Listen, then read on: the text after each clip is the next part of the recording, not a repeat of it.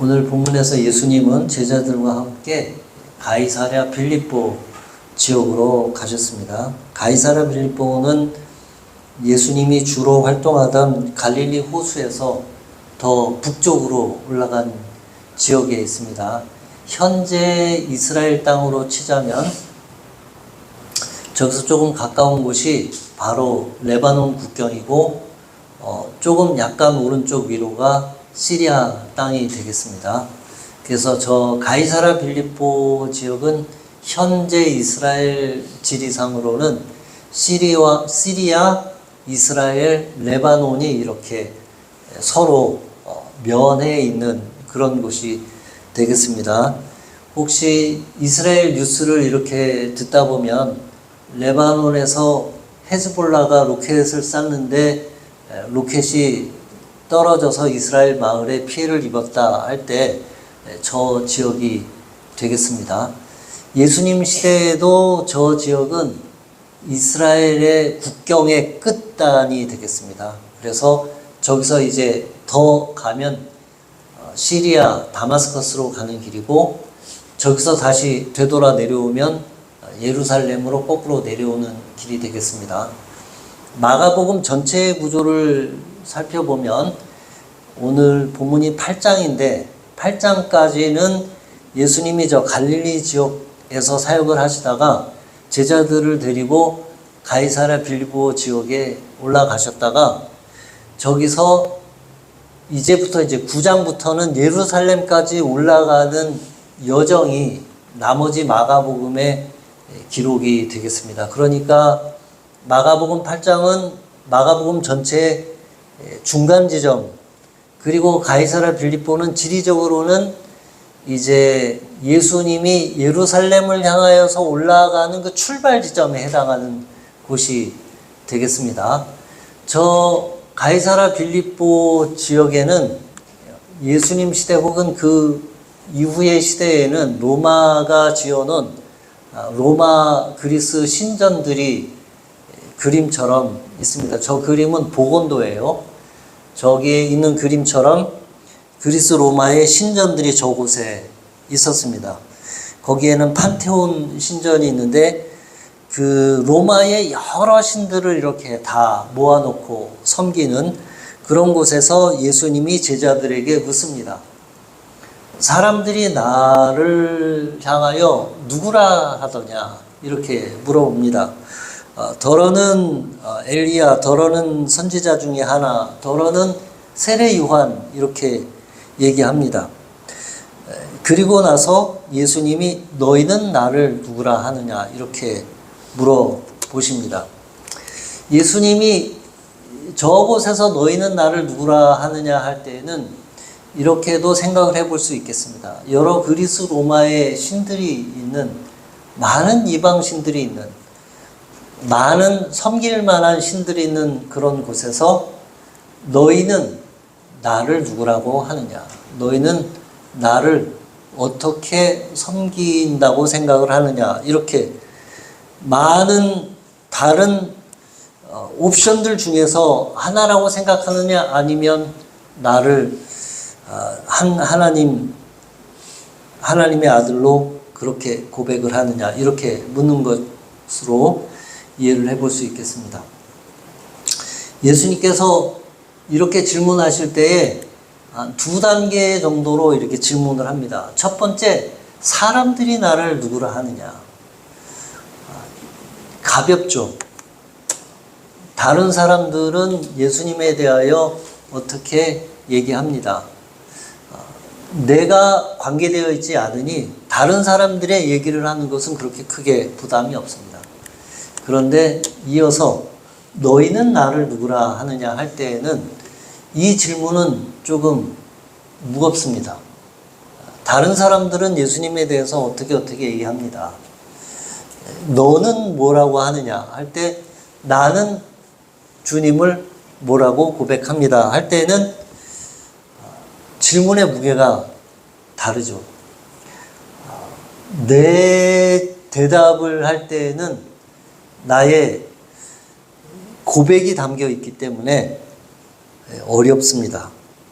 예수님은 먼저 제자들에게 다른 사람들이 나를 누구라 하느냐 이렇게 질문에 다리를 놓아서 질문하시고 나서 그 다음에 너희는 나를 누구라 하느냐 이렇게 각자의 신앙 고백을 요구하시고 있습니다. 그리고 나서 베드로가 주는 그리스도신이다 이렇게 대답합니다.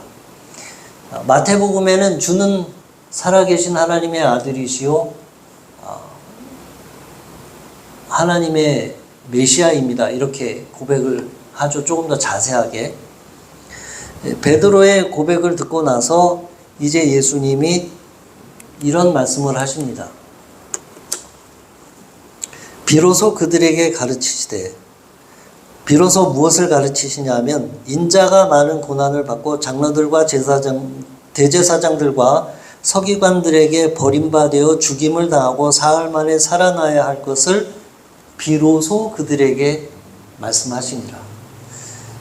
비로소라고 하는 이 표현은 예수님께서 마음에 늘 담아두고 있다가 기회를 보고 계시다가 비로소 이제 제자들이 준비가 되었다고 판단되어서 제자들에게 말씀하시는 내용입니다. 1장부터 8장까지 예수님께서 하신 일들은 제자들에게 많은 기적을 보이시고 병자를 고치시고 귀신을 내어 쫓으시고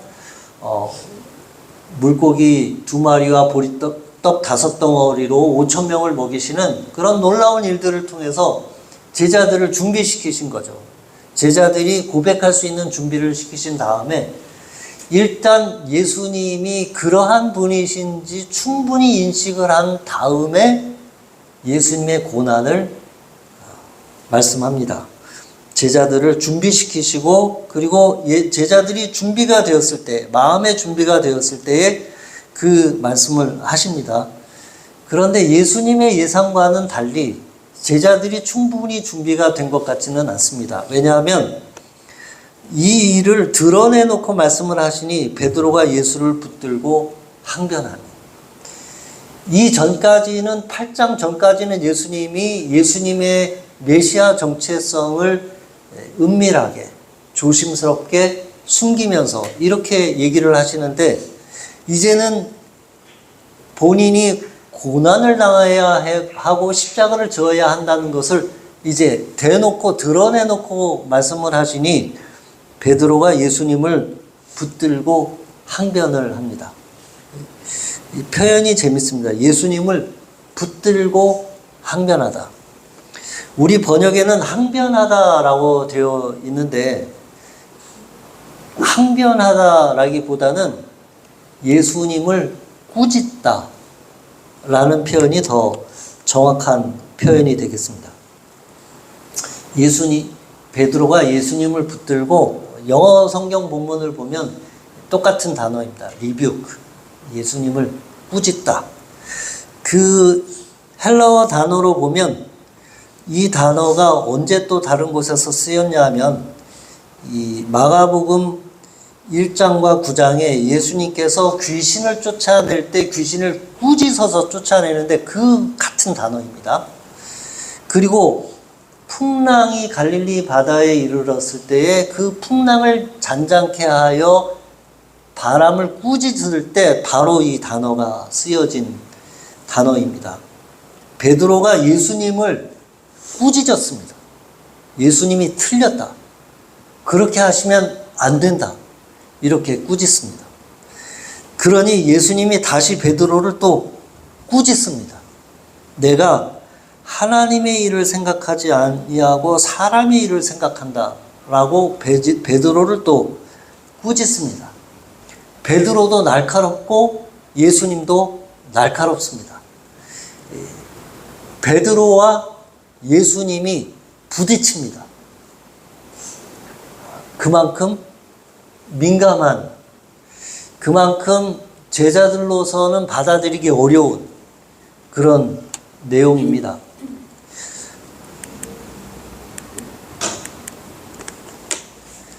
제자들이 그 내용을 받아들이기 어려운 것은 단순히 그들의 욕심 때문만이 아니고 그들이 메시아에 대한 아이디어, 메시아는 어떠해야 한다라고 하는 그 당시의 생각과도 관계가 있습니다. 그들이 생각하는 메시아는 이제 그들은 깨달았습니다. 아, 이분이 메시아구나. 이렇게 깨달았는데 그들이 생각하는 메시아는 이방인 정부의 손에 죽지 않습니다. 그런 메시아는 사실상 거짓 메시아입니다.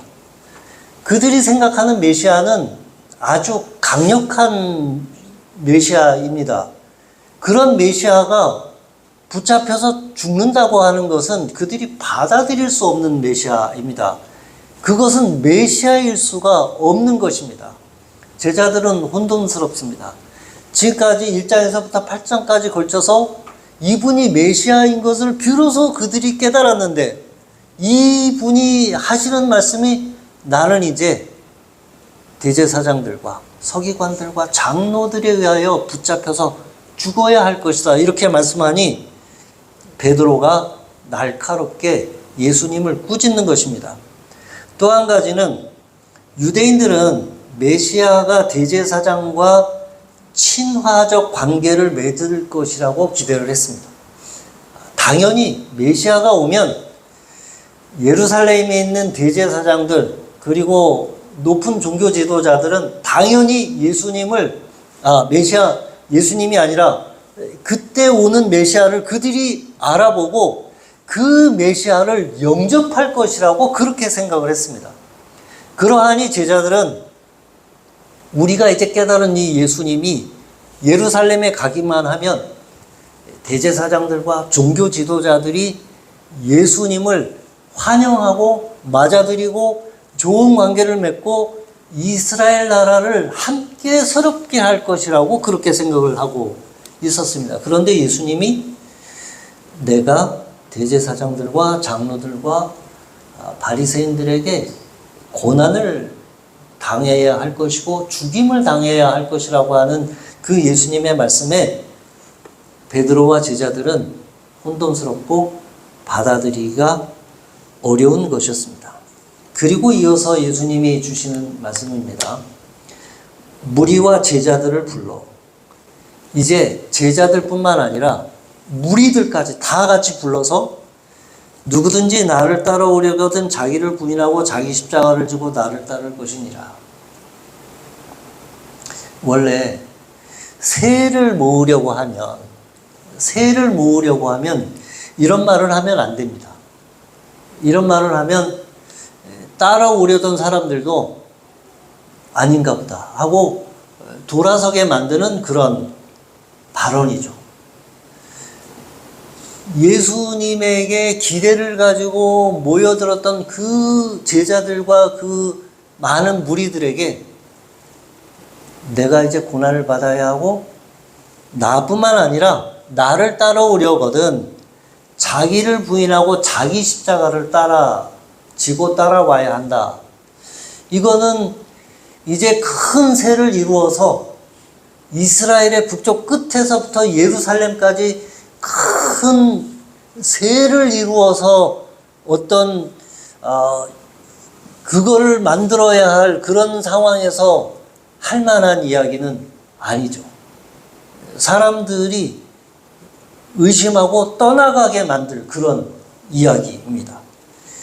자기를 부인하고 자기 십자가를 지고 나를 따라야 한다.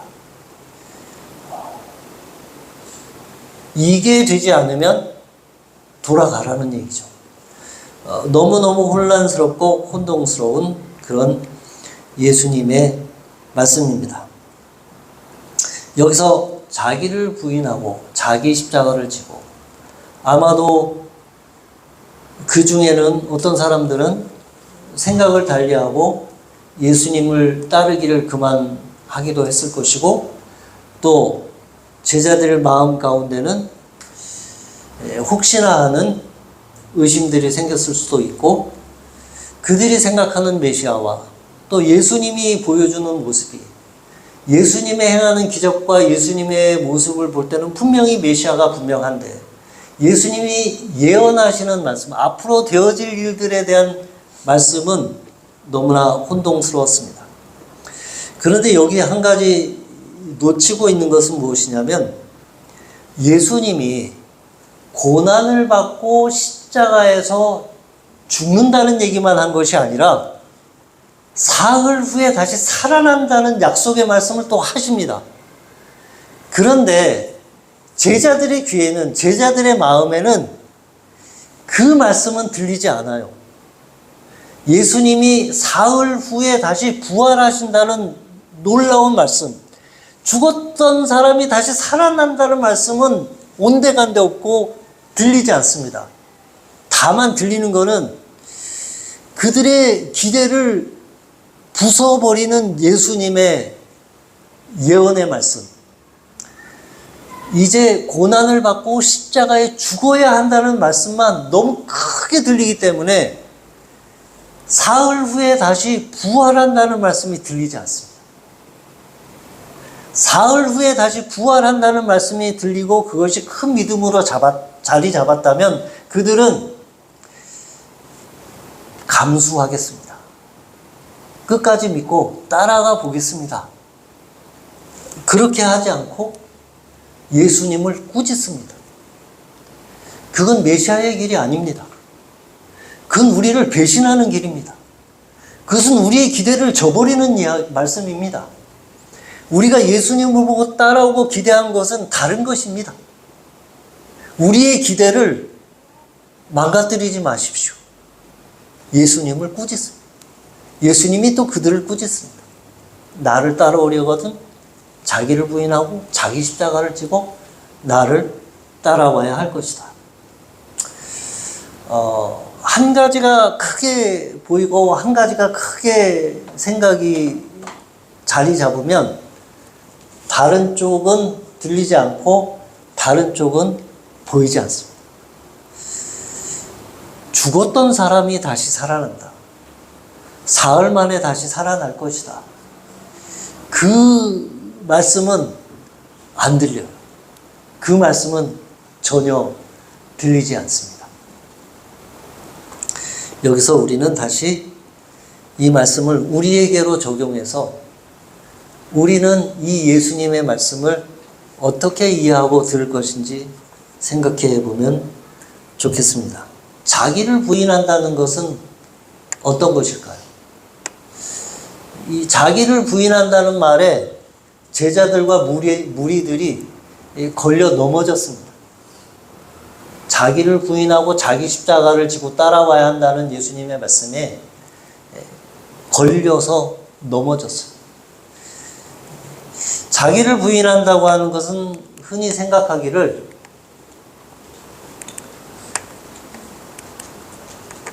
자기 연민이나 자기 비하라고 생각할 수 있습니다.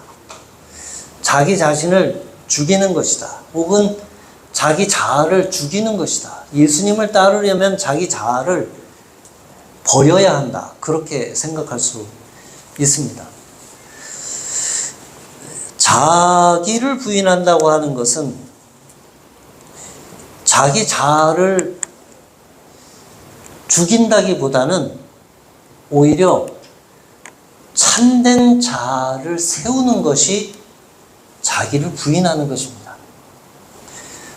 예수님은 자기 자신을 부인한다고 할 때 그것은 예수님의 참된 자아를 찾아가는 길.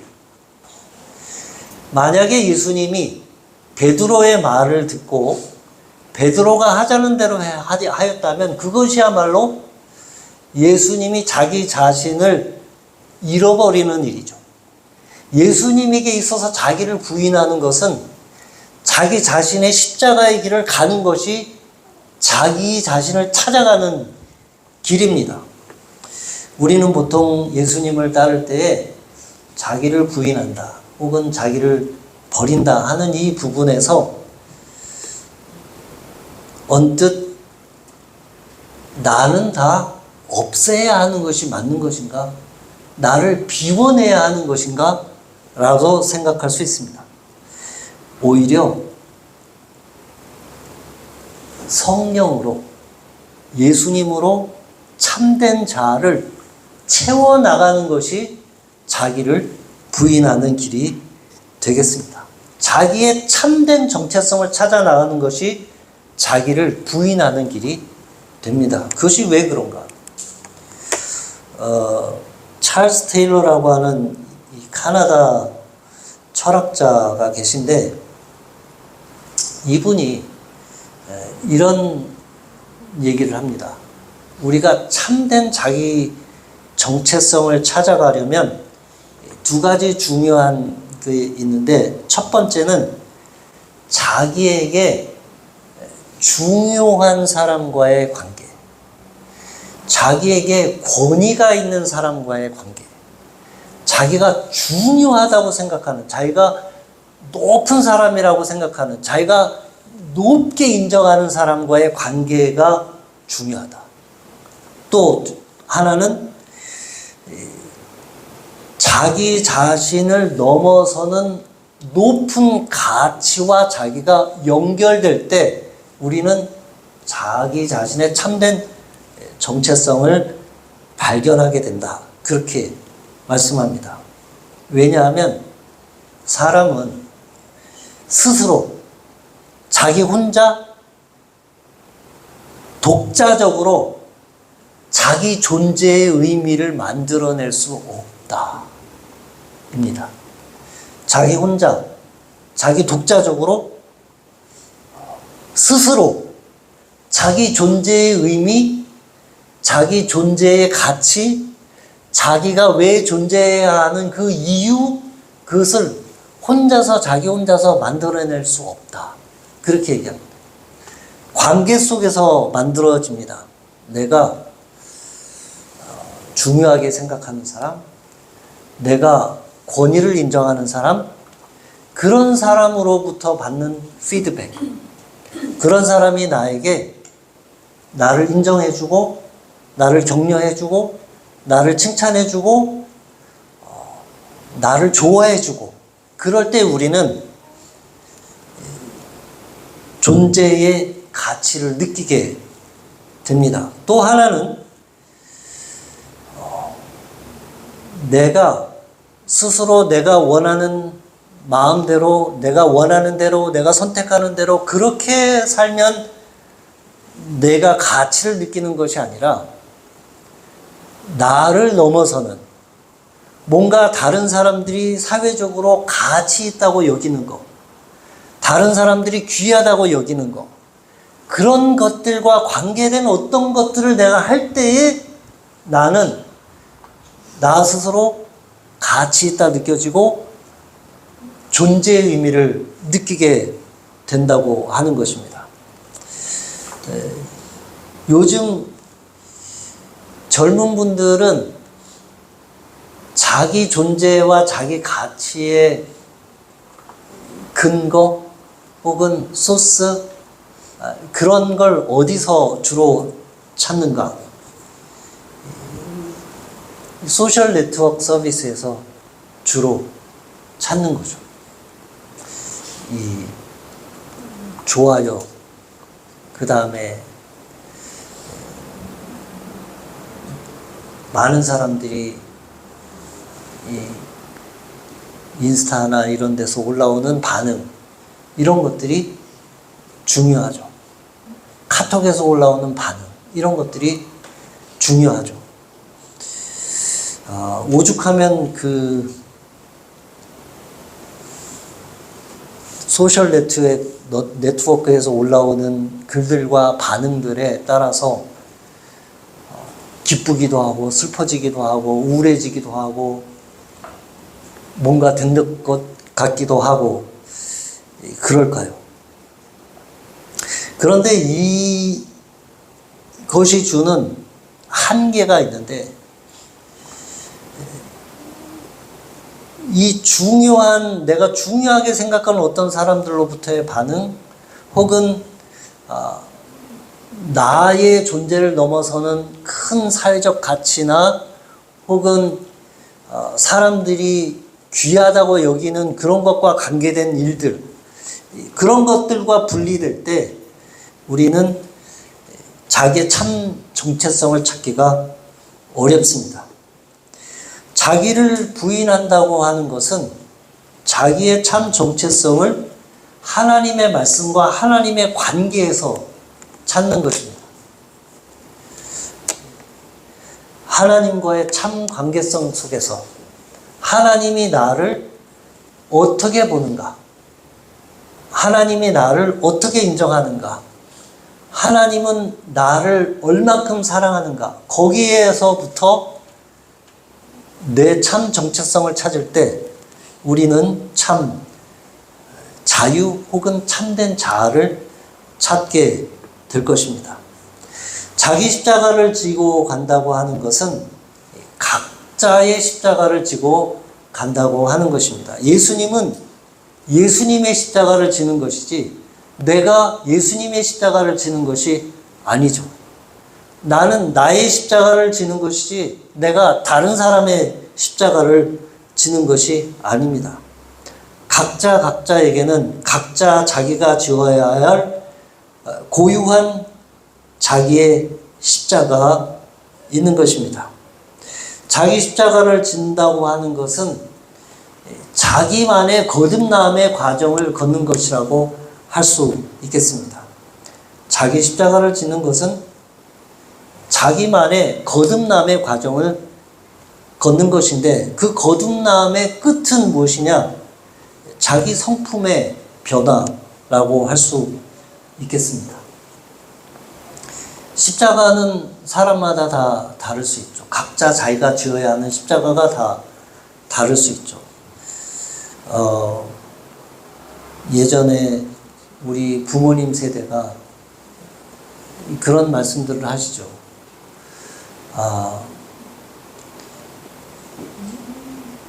엄마들이 각자 자기의 십자가를 지고 그 십자가를 감당하고 기도하고 그렇게 하시죠. 자기가 지어야 할 십자가는 사람마다 각자 다 다를 수 있겠죠. 나의 십자가가 다르고 너의 십자가가 다를 수 있겠죠. 그것이 개인적인 차원에서 자기 개인의 문제를 감당하는 일일 수도 있고 혹은 사회적으로 또 국가적으로 혹은 인류 전체를 향한 귀한 일을 하는 십자가가 될 수도 있겠죠.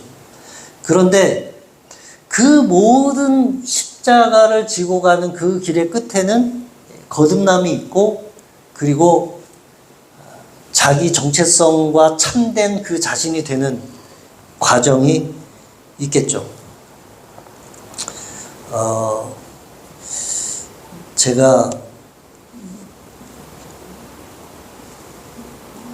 경험했던 몇몇 분들 중에 참 저분은 예수님을 믿고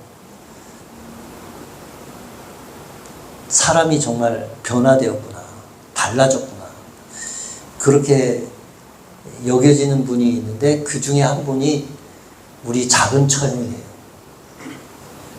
우리 작은 처형이 똑똑하고 좋은 대학 나오고 남편도 똑똑하고 좋은 대학 나오고 머리가 비상하고 그리고 아이들이 공부를 다 잘하고 서울대를 가고 근데 한 가지 남편이 너무 술을 많이 먹고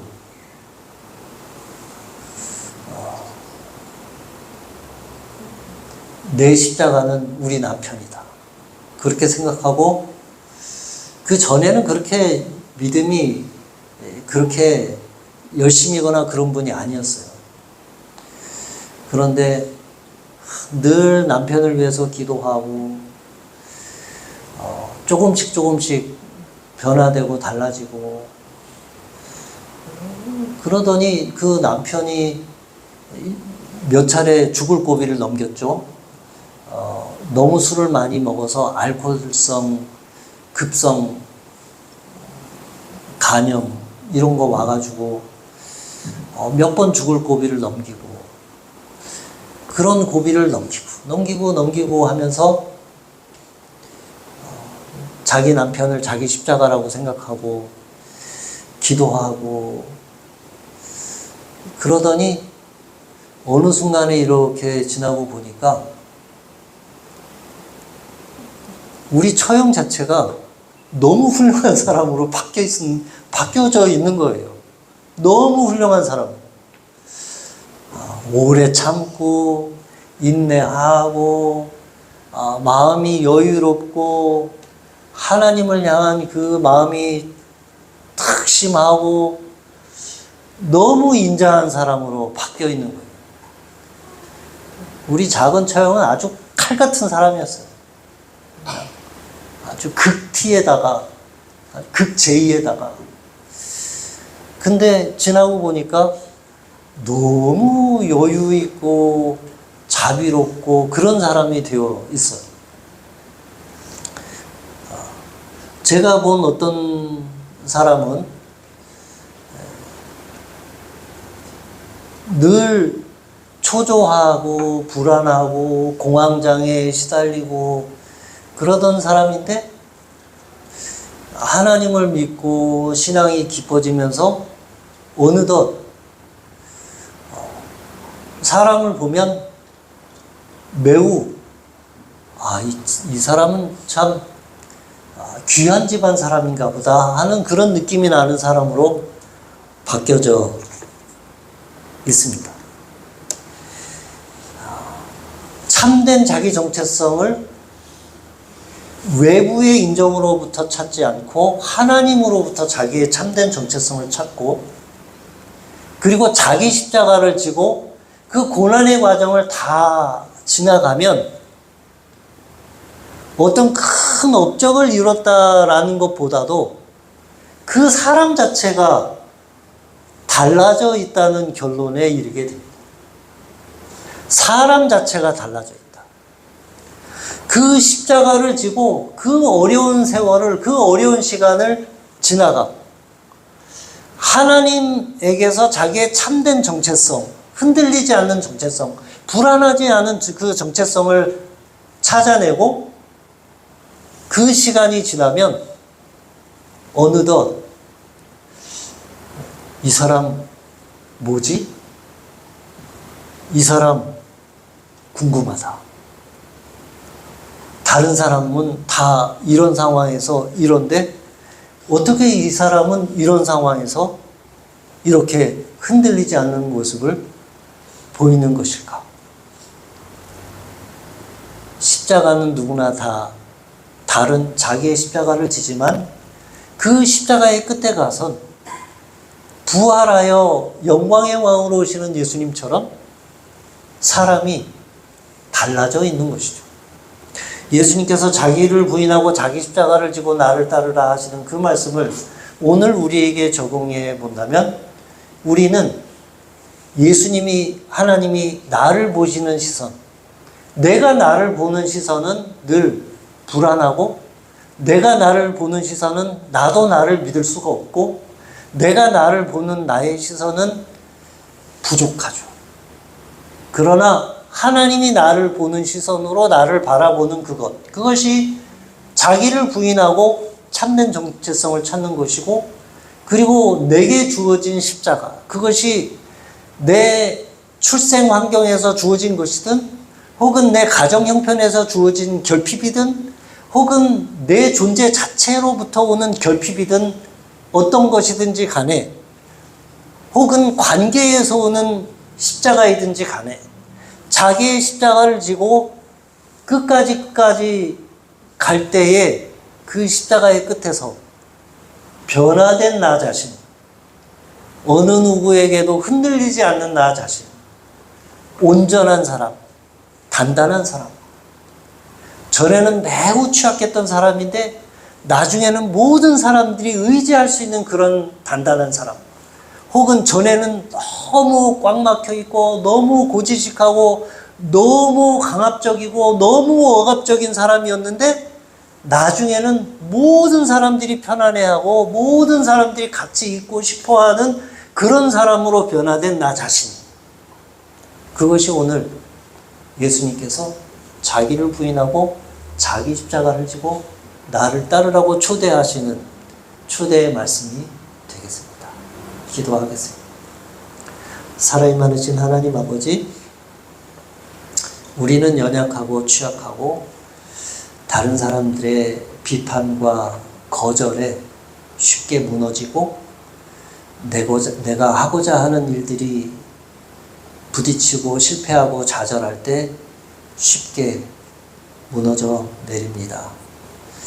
오늘 예수님을 의지하고 예수님 안에서 참 자아를 발견하고 하나님의 시선으로 나를 바라보는 참된 정체성을 회복하면서 나의 십자가를 지고 그것이 작은 것이든 큰 것이든 끝까지 거듭남의 여정을 잘 지나감으로 그 여정의 끝에서 훌륭하게 변화되어 있는 나 자신을 발견하고 스스로 나를 생각할 때 너무 사랑스럽고 너무 자랑스럽고 너무 인정해주고 싶은 나 자신이 되어 있는 우리들 모두가 되게 해주시기를 기도하고 하나님의 은혜를 구합니다. 이제는 우리 주 예수 그리스도의 은혜와 아버지 하나님의 사랑하심과 성령님의 감화 감동 교통하심이 주의 자녀들 한 사람 한 사람 머리 위에 이제부터 영원토록 함께 하시기를 간절히 축원하옵나이다.